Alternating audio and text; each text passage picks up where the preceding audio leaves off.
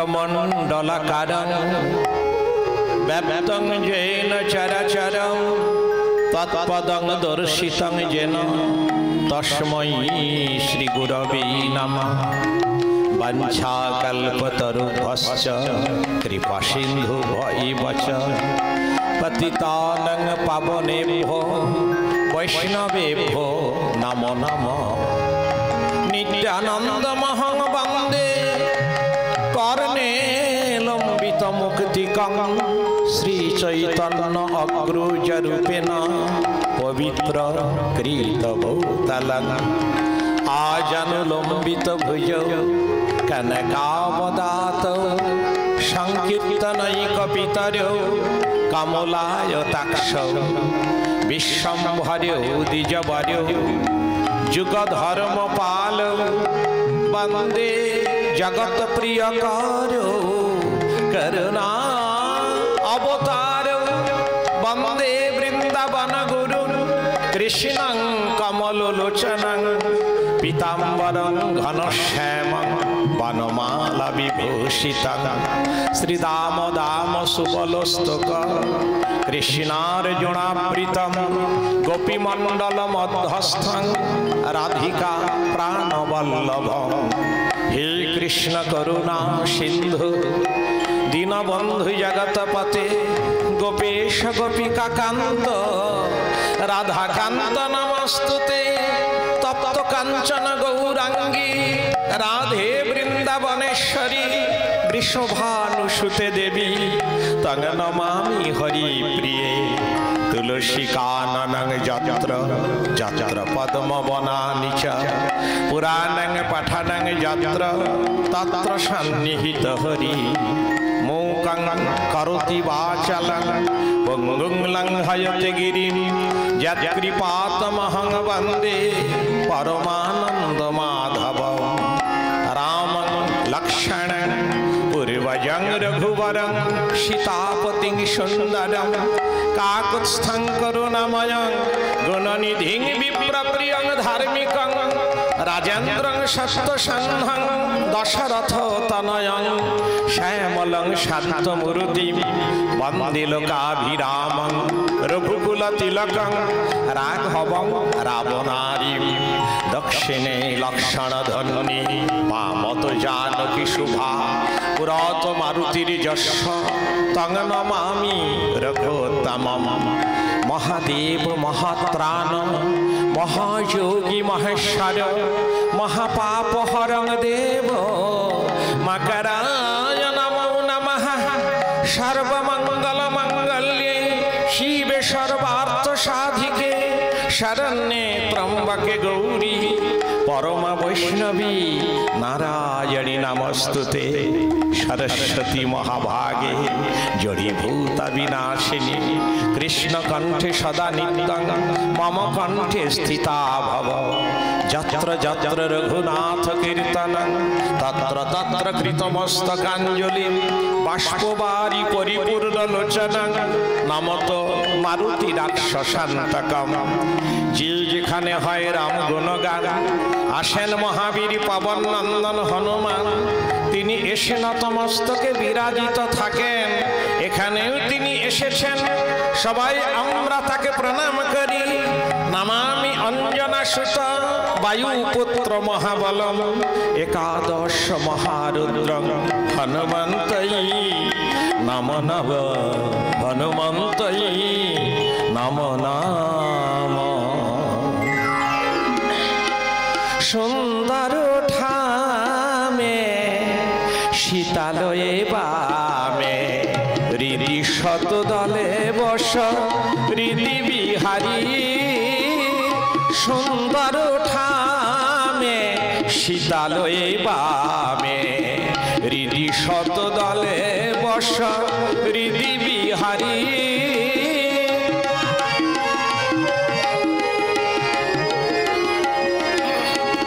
মানস মন্দিরে দুরাশায় ধারে মানস মন্দিরে দুরাশায় ধারে। তুমি হও মেঘ রাশি জানকী বিজুরি সুন্দর সীতালয়ে বামে হৃদি শতদলে বসা হৃদি বিহারী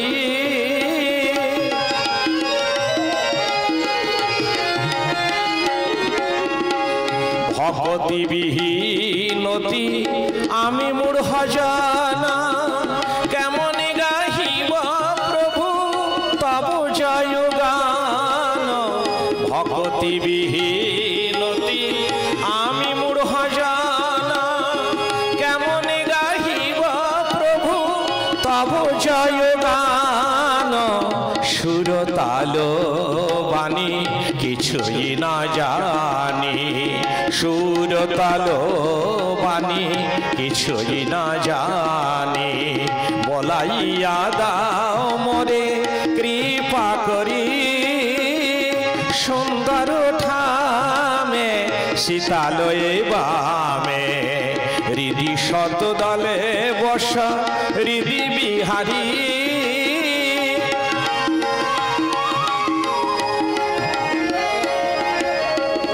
তুমি তো বলেছ দয়া যে ডাকে তোমারে ও রাঙা চরণ ছায় রাখো গো তাহারি তুমি তো বলেছ দয়াল যে ডাকে তোমারে ও রাঙা চরণ ছায় রাখো গো তাহারি তাই পঙ্গু লঙ্ঘে গিরি তব কৃপা বলে তব নামে শিলা ভাসে সাগর সলিলে খঞ্জে নৃত্য করে দুটি বাহু তুলে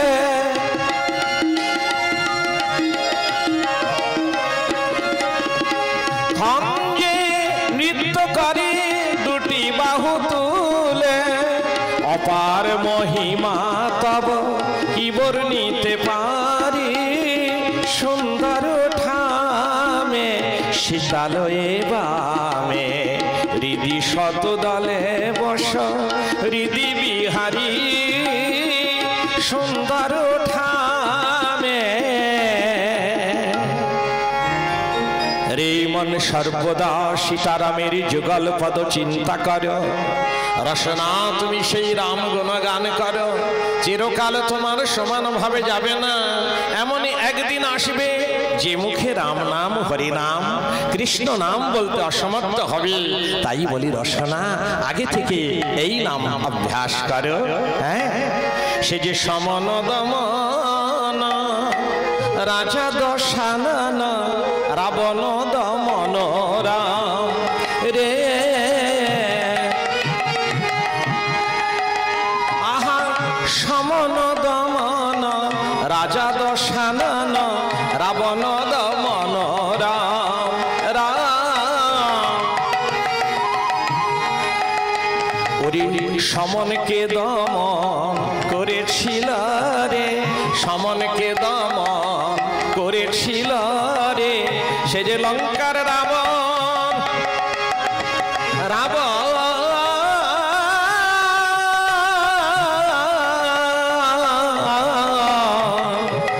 লঙ্কার রাবণ তার বাহু বলে সমনকে দমন করেছিল রে রাবণ দমন রাম রে আহা সমন দমন রাজা দশানন রাবণ দমন রাম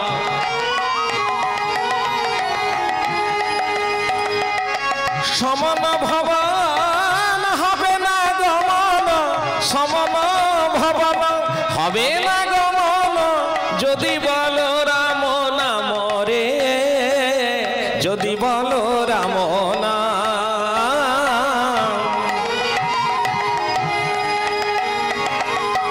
তাহলে সমন দমন রাবণ রাজা রাবণ দমন রাম সমন ভবন হবে না গমন যে লবে রামের নাম রামের নাম বললে, রাম নাম করলে সমন পালিয়ে যায়। অতএব যন্ত্রণার হাত থেকে আমরা সকলে রক্ষা পেতে চাই। কেউ আমরা জমালয়ে যেতে চাই না। আর জমালয়ে যদি না যাওয়ার ইচ্ছে থাকে, জমালয়ে যদি যেতে না চান, তাহলে রাম নাম করতে হবে। হ্যাঁ, কারণ রাম নাম ছাড়া জীবের অন্য কোনো গতি নেই। বলতে পারো, বলতে পারো, বদন ভরে বলতে পারো, হে রাম আমি তোমার হলাম বলে, তোমার বিষয় বাসনা ত্যাগিয়ে, হে রাম আমি তোমার হলাম বলে, প্রাণ কাঁদায়ে বলতে পারো। ওরে সুধা মাখা রাম নাম বলো বারে বার, সুধা মাখা রাম নাম, আহা সুধা মাখা রাম নাম, সুধা মাখা রাম নাম। নামে কত সুধা আছে, নামে কত সুধা আছে, সুধা মাখা রাম নাম, সুধা মাখা রাম নাম বলো বারে বার, সুধা মাখা রাম নাম বলো বারে বার। ভেবে দেখো নাম বিনে গতি নাহি আর, ভেবে দেখো নাম বিনে ওরে গতি নাই, গতি নাই, গতি নাই। ওরে সুধা মাখা নাম বিনে গতি নাই, গতি নাই, সুধা মাখা নাম বিনে গতি নাই, গতি নাই। কিনা কলি যুগের মানুষেরও গতি নাই, গতি নাই, অল্প আয়ু মানুষের গতি নাই, গতি নাই, কলি যুগের মানুষের নাম বিনে গতি নাই। তাই বলি রসনা, আগে থেকে এই নাম অভ্যাস করো, যেন শেষের সেই দিন, শেষের সেই দিন তুমি তোমার জিহ্বাতে উচ্চারণ করতে পারো এই রাম নাম। কলিযুগে ভগবানের নামই হচ্ছে শ্রেষ্ঠ। তাই মহাপ্রভু তিনি দৃঢ় কণ্ঠে উচ্চারণ করলেন, হরির নাম, হরির নাম, হরির নামৈব কেবলম, কলৌ নাস্তেব, নাস্তেব, নাস্তেব গতির অন্যথা। রে কলির জীব, তোমরা শুধু হরিনাম করো, রাম নাম, কৃষ্ণ নাম, যে যার ইষ্টের নাম করো। এখানে ধ্যানের প্রয়োজন হবে না, যাগযজ্ঞের প্রয়োজন নেই। পূজার্চনা করতে পারো ভালো, না করলেও দরকার হয় না। শুধু হা গোবিন্দ, হা রাম, হা কৃষ্ণ, যিনি যার উপাসক তার নাম আকুল হয়ে করলেই তিনি আমাদের দর্শন দেবেন। সে যে কলিযুগ পাবন অবতার, কলিযুগবাসীকে ধন্য করবার জন্য তিনি অবতীর্ণ হয়েছিলেন। হ্যাঁ, তিনি যখন নাম বলতেন, নাম প্রেম বন্যায় জগৎবাসীকে ভাসাতেন, তিনিও ভাসতেন শচীর দুলাল শ্রীমান মহাপ্রভু। সে কলিযুগ পাবন কলুষ বিনাশন, করুণায় অবতারে এলো নদিয়ায়। কলিযুগ পাবন, কলিযুগ পাবন কলুষ বিনাশন, করুণায় অবতারে এলো নদিয়ায়।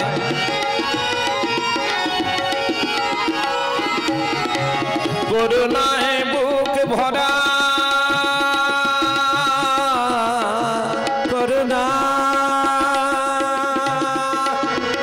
করুণা,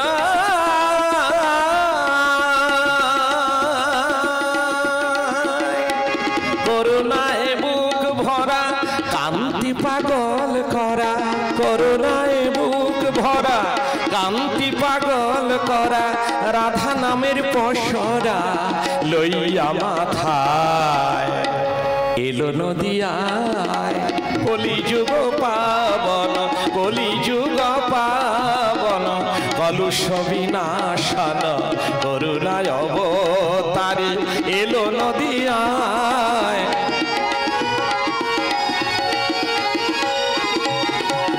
রাধা ভাবে ঢালো ঢালো নাচে আমার গৌরারায়, আঁখি সিন্ধু উছলিয়া প্রেমবান ভেসে যায়। রাধা ভাবে ঢালো ঢালো নাচে আমার গৌরারায়, আঁখি সিন্ধু উছলিয়া প্রেমবান ভেসে যায়, প্রেমবান ভেসে যায়। আমার পাগল করা গোরার চোখে প্রেমবান ভেসে যায়, পাগল করা গোরার চোখে প্রেমবান ভেসে যায়। আবার বাহু তুলে ডেকে কয়, আবার বাহু তুলে ডেকে বলে তুলে ডেকে কয় আয় তোরা ছুটে আয়, বাহু তুলে ডেকে আবার আবার যারে দেখে কোল দেয়, আবার যারে দেখে কোল দেয়, সে হিন্দু যবন বাঁচে না, অধম চন্ডাল বাঁচে না, সে হিন্দু যবন বাঁচে না, যারে দেখে কোল দেয়। রাধা ভাবি ঢালো ঢালো নাচে আমার গোরা রায়, আখি সিন্ধু উছলিয়া প্রেমবান ভেসে যায়। ভকত মকর কত সেই বানে ডুবে রয়, ভকত মকর, মকর মানে জলজ প্রাণী, যারা জলে বাস করে। মহাপ্রভু নাম ও প্রেম বন্যায় জগৎকে যেন যেন প্লাবন বইয়ে চলেছে, নাম ও প্রেম বন্যার দাপটে। আর সেই প্লাবনে কত মকর, ভক্ত মকর, কত ওই জলজ প্রাণী, মানে সেই নাম ও প্রেম বন্যার জলে সেই ভক্তগণ অবগাহন করছেন আনন্দে। তাই মহাজন বলছেন ভকত মকর কত সেই বানে ডুবে রয়, ভকত মকর কত সেই বানে ডুবে রয়, কত শত কুল বধূ কুল যে হারা এলো নদিয়ায়, কলিযুগ পাবন, কলিযুগ পাবন, কলুষ বিনাশন করুণার অবতারে এলো নদিয়ায়।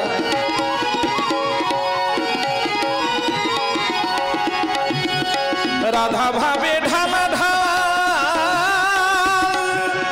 শ্রী সচিনন্দন ধুলায় পড়িয়া গোরা করয়ে কীর্তন, আপন মাধুরী লয়ে কত পাপী তরাইয়ে, আপন মাধুরী লয়ে কত পাপী তরাইয়ে, গোপী ভাবে রাধা প্রেম জগতে জানায়, এলো নদিয়ায় কলিযুগ পাবন, কলিযুগ পাবন, কলুষ বিনাশন করুণায় অবতারে এলো নদিয়ায়, কলিযুগ পাবন। মই রাম মই কৃষ্ণ মই নারায়ণ মই মৎস্য কুর্ময়াদি বরাহ বামন। ভগবান নিজ মুখে কথা বলেছেন, ওরে আমি রাম, আমি কৃষ্ণ, আমি নারায়ণ, তোমরা যারই উপাসনা করো না কেন আমারই উপাসনা করছো। যখন তুমি তোমার ইষ্টের নাম উচ্চারণ করবে, মনপ্রাণ উজাড় করে ইষ্টের নাম করবে, তোমার সেই সেই আরাধ্য দেবের নাম করবে, হ্যাঁ, তাহলে অনায়াসে সেই সেই ইষ্ট কৃপা লাভ করবে, গুরু গোবিন্দের কৃপা লাভ করবে, কোনো সন্দেহ নেই। কেমন? তাই আমাদের বড় সৌভাগ্য, আমাদের শ্রীমন মহাপ্রভু যে এসেছিলেন কলিযুগ পাবন অবতার, সেই ভাবধারা অবলম্বন করি সেই নামের মহিমাকে আরো আরো ভালো করে প্রচার প্রসার করবার জন্য আবির্ভূত হয়েছিলেন শ্যামানন্দ প্রভু, জগৎগুরু শ্যামানন্দ। আমাদের এই মেদিনীপুর জেলার অন্তর্গত ধারেন্দা গ্রামেই তার আবির্ভাব ঘটেছিল। হ্যাঁ, তিনি সেই বৈষ্ণব ধর্ম অবলম্বন করে তিনি প্রথমে অম্বিকা কালনা হৃদয় চৈতন্য ঠাকুরের কাছে দীক্ষা গ্রহণ করি এবং পরে আবার শ্রীধাম বৃন্দাবনে শ্রীজীব গোস্বামীর কাছে গিয়ে শিক্ষা গ্রহণ করি রাগানুগা ভক্তির সন্ধানে তিনি অগ্রসর হয়েছিলেন এবং গুরুর আদেশ অনুসারে সেই রাগানুগা ভক্তি ভাব হলো সখী ভাব। সখী ভাব, ভগবান শ্রীকৃষ্ণ একমাত্র পুরুষ, আর জগতের যতজন সকলে কিন্তু আমরা প্রকৃতি, আমরা পুরুষ বা নারী এটা আমরা বিচার করি, কিন্তু ভগবান একাই পুরুষ, শ্রীকৃষ্ণ একাই পুরুষ, আর যতজন আমরা সকলে কিন্তু প্রকৃতি। হ্যাঁ, কেউ বা নারী কেউ বা পুরুষ, তা সেই ভগবান একাই, শ্রীকৃষ্ণই একাই পুরুষ।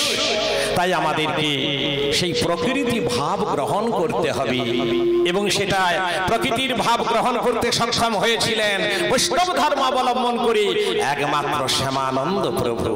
তাই তো তিনি রাধারানীর অপার কৃপা লাভ করেছিলেন।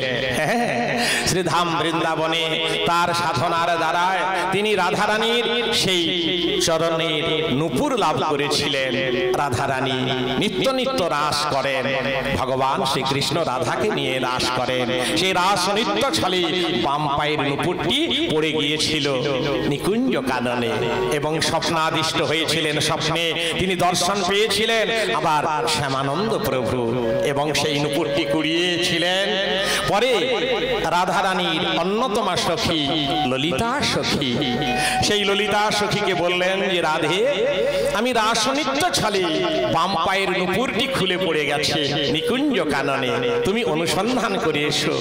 তাই তিনি অনুসন্ধান করে জানলেন যে আমার সেই দুঃখী কৃষ্ণ দাস তিনি নূপুরটি কুড়িয়েছেন। হ্যাঁ, তা বললেন যার পায়ের নূপুর তার পায়েই আমি পরিয়ে দেব। এ তো সাধারণ মানবীর নূপুর নয়, নিশ্চয়ই কোনো দেবীর চরণের নূপুর হবে।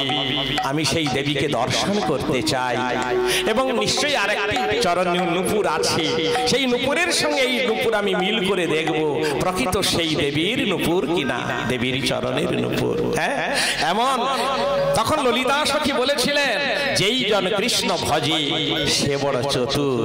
হ্যাঁ, সেই বড় চতুর, তুমি বড়ই চতুর কৃষ্ণদাস হবে, নিশ্চয়ই হবে। তাই রাধারানীর কাছে নিয়ে গেল এবং সেই প্রাকৃত দেহ নয়, তাকে রাধা মন্ত্রে দীক্ষা দিল এবং সেই শ্যামানন্দ প্রভু রাধা কুণ্ডে স্নান করে সখী ভাব গ্রহণ করে তিনি চলে গেলেন সেই যেখানে রাধা রানী ছিলেন সেইখানে। সেই রাধা রানীর অপার মহিমা, অপার সেই যে অপূর্ব রূপ মাধুর্য দর্শন করে মূর্ছিত হয়েছিলেন। পরে আবার রাধারানী তার পদ্মহস্ত বুলিয়ে তাকে চেতন করিয়েছিলেন। তখন সেই দুঃখী শ্যামানন্দ তিনি বলেছিলেন, রাধে, ওগো রাধারানী, আমি তোমার চরণে নূপুর পরিয়েছি, তোমার চরণেই আমি পরিয়ে দেব। তাই চরণে পরিয়েছিল এবং সেই নূপুরটি খুলে আবার দুঃখী শ্যামানন্দের ললাটে ঠেকিয়ে দিয়েছিল এবং বক্ষস্থ চন্দন সেই নূপুর অগ্রভাগে সেইটি লেপন করে আবার বিন্দু স্বরূপ নূপুরাকৃতি, বিন্দু সংযুক্ত নূপুরাকৃতি তিলক রচিত হয়েছিল। সেই থেকে আমরা যারা শ্যামানন্দী ললাটে নূপুরাকৃতি মানে মধ্যে বিন্দু যুক্ত নূপুরাকৃতি তিলক রচনা হয়েছিল, তার দ্বারা বৈষ্ণব মণ্ডলীর কিছু অংশ তার উপরে ক্রোধ প্রকাশ করেছিল, কারণ তার তিলক পরিবর্তিত হয়েছে। খবর গেল সেই অম্বিকা কালনায় হৃদয় চৈতন্যের কাছে এবং হৃদয় চৈতন্য ঠাকুর তিনিও রেগে গিয়েছিলেন।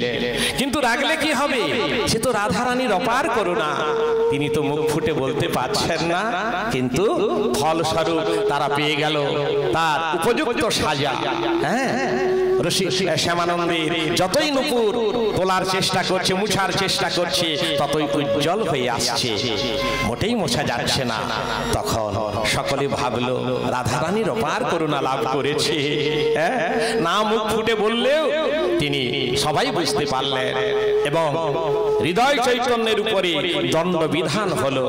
দ্বাদশ দিবস ওই দণ্ড মহোৎসব, যা নাকি এখনো পর্যন্ত শ্রীপাদ গোপীবল্লভপুরে চলে আসছে স্নান পূর্ণিমার তিথিতে এবং তার আগে থেকে, তা সেই দণ্ড মহোৎসব। তো শ্যামানন্দ প্রভু বললেন যে আমার সাধনার কারণে, গুরু কৃপার কারণে রাধারানীর কৃপা আমি লাভ করেছি এবং রাধারানীর কৃপা লাভ করেছি বলে কিছু সংখ্যক বৈষ্ণব আমার উপরে রুষ্ট হয়েছিলেন, এমনকি আমার গুরু রুষ্ট হয়েছিলেন। তার দ্বারা আমারই কারণে, আমার নূপুর প্রাপ্তির কারণে, রাধারানীর নূপুর প্রাপ্তির কারণে আমার গুরুকে দণ্ড দেওয়া হলো। ওই দণ্ড আমি মাথা পেতে নেব, গুরুর ওই প্রাপ্তি দণ্ড আমি পালন করব। তাই শ্যামানন্দ প্রভু, একেই বলা হয় বৈষ্ণব, একেই বলা হয় বৈষ্ণব চূড়ামণি। তাই দণ্ড মহোৎসব দিকে দিকে পালিত হচ্ছে এখনো এবং তিনি স্বপ্নাদিষ্ট হয়ে এই গোপীবল্লভপুরে এসে রসিকানন্দকে সঙ্গে নিয়ে তিনি বাংলা, বিহার, উড়িষ্যার বিভিন্ন প্রান্তে হরিনামের প্রচার শুরু করে দিলেন। দিকে দিকে সেই রসিক মুরারি, রসিকানন্দ আজ আমাদের গৌরবের বিষয়, আজ আমাদের গর্বের বিষয়। রসিকানন্দ আমাদের ঘরের দেবতা, আমাদের প্রাণের দেবতা শ্যামানন্দ প্রভু আমাদের বৈষ্ণব চূড়ামণি জগৎগুরু হলেও আমাদের নিজজ।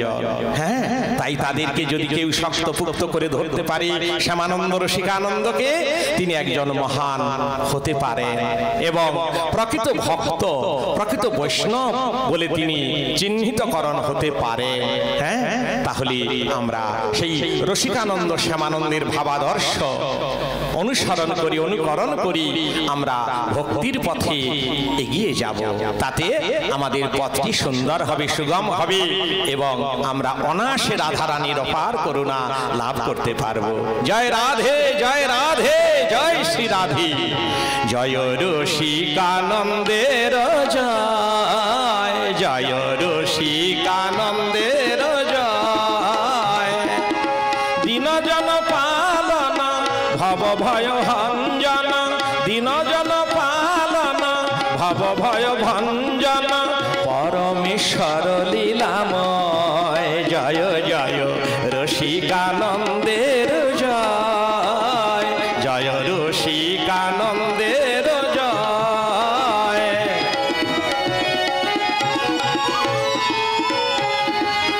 দীনজন পাবন পতিত ধারণ, অচ্যুত নন্দন তুমি নারায়ণ। দীনজন পাবন পতিত ধারণ, অচ্যুত নন্দন তুমি নারায়ণ। কর কৃপা ওহে কৃপাময়, কর কৃপা ভবানী নন্দন, পরমেশ্বর লীলাময়। জয় জয় রসিকানন্দের জয়, জয় রসিকানন্দের জয়। আমাদের রসিকানন্দ প্রভু সবাই দর্শন করছেন, শ্যাম সুন্দর তনু, তিনি রসিক মুরারি অনিরুদ্ধ অবতার। হ্যাঁ, যার বংশাবতংশ বর্তমান মহন্ত দেবতা আচার্য দেব। হ্যাঁ, তিনি সেই রসিকানন্দের বংশাবতংশ। অতএব তার চরণে আশ্রয় নিয়ে যারা ভক্তিপথে অগ্রসর হচ্ছেন, তিনি বা তারা সকলেই ধন্য, ধন্য হয়েছেন। হ্যাঁ, তাই সেই রসিক মুরারি রসিকানন্দের আবির্ভাব ঘটেছিল রোহিণী গ্রামে। আগে যার নাম ছিল রয়নি, ডুলুং নদীর তীরবর্তী এরিয়া রয়নি গ্রাম। পরে সেই নামটি শুদ্ধ করে বলা হয়েছে রোহিণী। তো সেই রোহিণী গ্রামে অচ্যুতানন্দ পট্টনায়ক নামে এক জমিদার বাস করতেন। সেই জমিদার পুত্র রসিক মুরারি রসিকানন্দ। দেখুন, জন্ম হোক যত্র তত্র, যেন কর্মটা হয় উন্নত। কর্ম যদি উন্নত হয়, জন্মের জন্য কার জন্মের কি ঠিকানা, কি নিশানা, কোন বংশে কোন কুলেকে জন্মেছে, ভগবানের বিচারে এগুলো কাজে লাগে না। তাই রসিক মুরারি রসিকানন্দ এমন তিনি একজন মহাত্মা ছিলেন।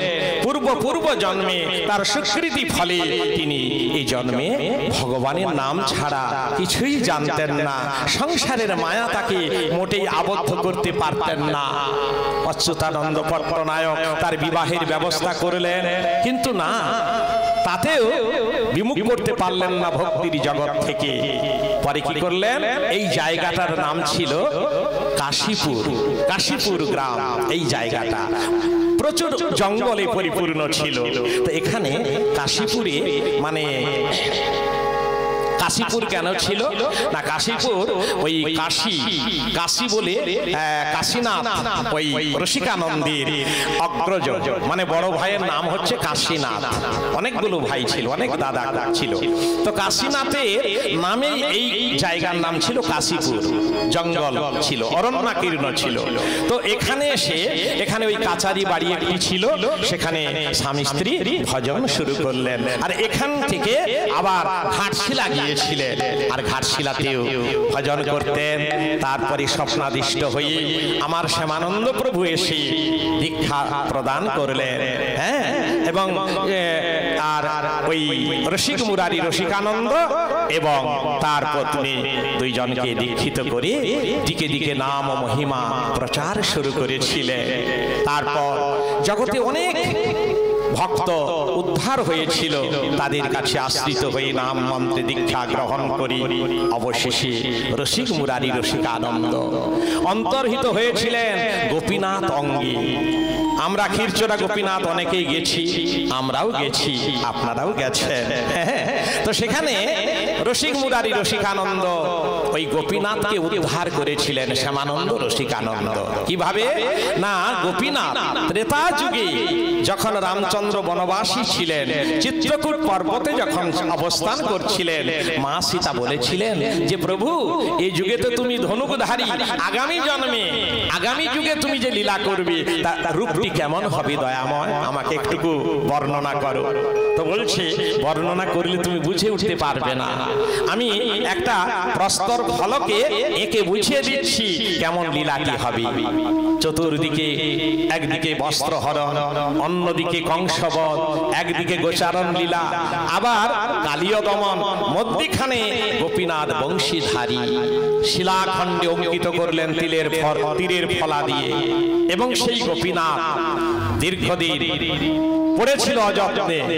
সেই রাজ্যের রাজা বেড়াতে বেরিয়েছিলেন, খট করে উঠল, ঘোড়া দাঁড়িয়ে গেল, দেখলো একটা পাথর, পাথরটি যত্ন করে যখন দেখা গেল গোপীনাথ, সেই গোপীনাথকে এনে সেই রাজা মন্দিরে প্রতিষ্ঠা করেছিলেন।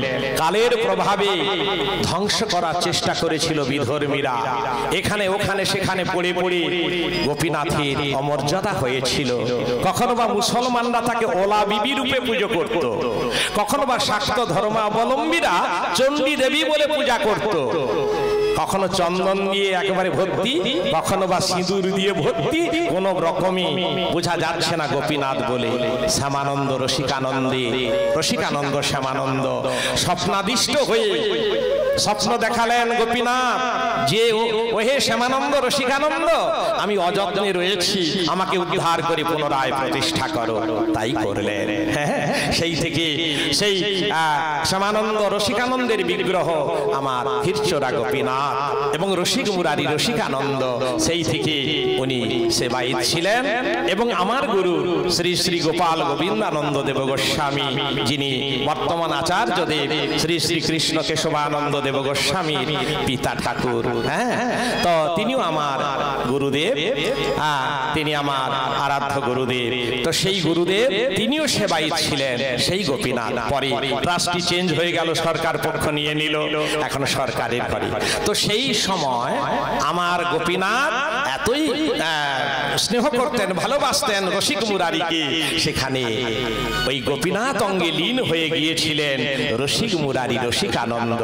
ভাবুন, কত বড় সাধক হলে, কত বড় ভক্ত হলে, কত বড় ঈশ্বরের গোবিন্দের নিজজন হলে তার শরীরে তিনি বিলীন হতে পারে, ভগবানের শরীরে বিলীন হতে পারে। রসিক মুরারি আমাদের মেদিনীপুর এলাকার গোপীবল্লভপুরের এখানকারই আমাদের আচার্যদেব, তিনি কেমন সাধনার বলে গোপীনাথ অঙ্গে লীন হয়েছিলেন। তাহলে আবির্ভাব স্মরণে এবং অন্তর্ধ্যান স্মরণে এই যে উৎসব চলেছে, মহতী উৎসব, কি সুন্দর আপনারাও বসেছেন। এবং সেই রসিক মুরারি শ্যামানন্দের কৃপায়, রসিক মুরারির কৃপায় আমরা সারা জীবন রামায়ণ করছি। যখন বয়সটা ছিল 16 কি 17 বছর, তখন এইখানে ব্রিজ ছিল না, অনেক জঙ্গল ছিল। 1979 সাল 80 সাল তখন থেকে আসা আমার অগ্রজ হরিপদ দাস, শ্রদ্ধেয় ভক্তপ্রবর হরিপদ দাস দাদা, উনি জ্যেষ্ঠ, আমি কনিষ্ঠ, এই দু ভাই আমরা ছিলাম আমাদের গুরুদেব শ্রদ্ধেয় শ্রী শ্রী গোপাল গোবিন্দানন্দ দেব গোস্বামীর চরণে আশ্রিত হয়ে। তো গুরু কিভাবে, গুরু সেবা কিভাবে, আমি সেই অবস্থায় জানতাম না, কিন্তু হরিপদ দাস মহাশয় গুরু সেবা কাকে বলে উনি জগৎ সংসারকে দেখিয়েছেন। যখন গুরুর সঙ্গে থাকতেন আমি দেখেছি যেন কিভাবে উনি সেবা করবেন তা উনি খুঁজে পাচ্ছেন না, সর্বসময় যেন গুরু গুরু গুরুগত প্রাণ। আর সত্যই এ ধরনের গুরুগত যদি কারো প্রাণ হয়, জীবনে কোনো সমস্যা হয় না। উনি কিছুটা শারীরিক অসুস্থতা হলেও উনি আবার যেমন ছিলাম তেমনই হয়ে গেছেন এবং তেমনই ভাবি বিভিন্ন ভক্তদের এরিয়াতে পাঠ করে বেড়াচ্ছেন। এই গুরু কৃপা ছাড়া, রাধারানীর কৃপা ছাড়া হতে পারে না। আজ আমিও এতগুলো বছর ধরে সেই জায়গায় অবস্থান করে আছি একমাত্র গুরু করুণায় এবং রাধা গোবিন্দের অপার করুণায়, আর সর্বোপরি আপনাদের আশীর্বাদ। তাই আপনাদের আশীর্বাদকে পাথেয় করে আজকে রামচরিত কথা বলবার জন্য চেষ্টা চালিয়ে যাচ্ছি। আপনারা শ্রবণ করুন, নিশ্চয়ই ভালো লাগবে ভগবানের নাম হিসেবে। জয় জয় জয় রাম প্রণমী পদে